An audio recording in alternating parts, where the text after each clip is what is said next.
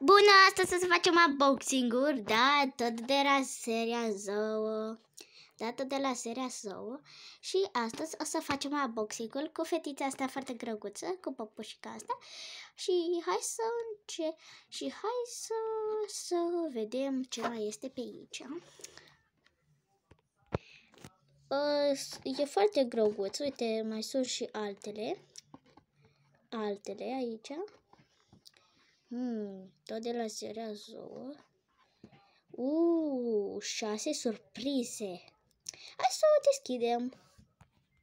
Bine, așa. Hai să te scoatem. Oh, da. Ești un pic greu de desfăcut. Mamă. Revenim imediat. Am revenit. E foarte grăguț, uitați-o. Uitați-o. Foarte, foarte grăguță. Și e foarte grăguță. Are o rochiță grăguță. Hai să desfacem surprizele. Hai să desfacem surprizele, da? Să desfacem surprizele.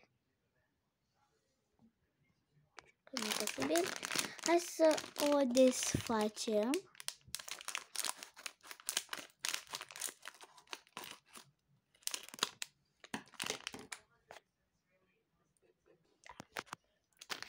Așa, hai să vedem ce avem mai de... Mamă, ce grăguț e coronița! Este dinozaur! Triceratops ăsta! Mamă, ce grăguț e coronița!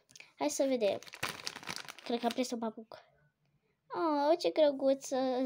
Nu știu dacă se vede, dar are o cap de dinozaur aici. Frumos. Ce grăguț, o coroniță. Nu o coroniță. O clămiță.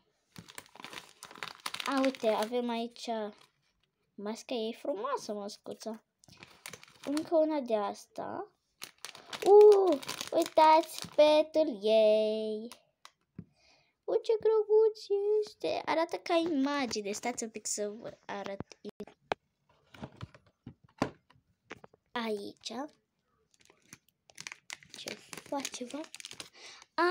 Uitați ce grăguț. Stai, nu. Uitați ce grăguț. Se vede. Ce grăguț se vede. Stați să pune pe clăbiță.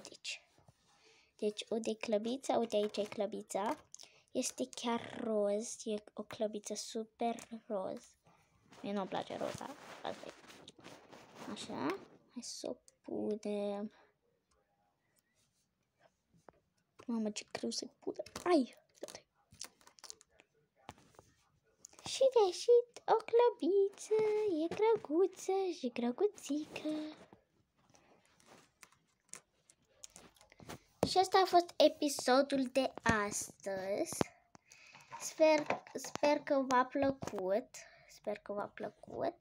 Și eu vă mai așteptăm în alte unboxing-uri cu păpușele sau alte chestii. Pa! Pa, pa, pa, pa, pa, pa, pa, pa.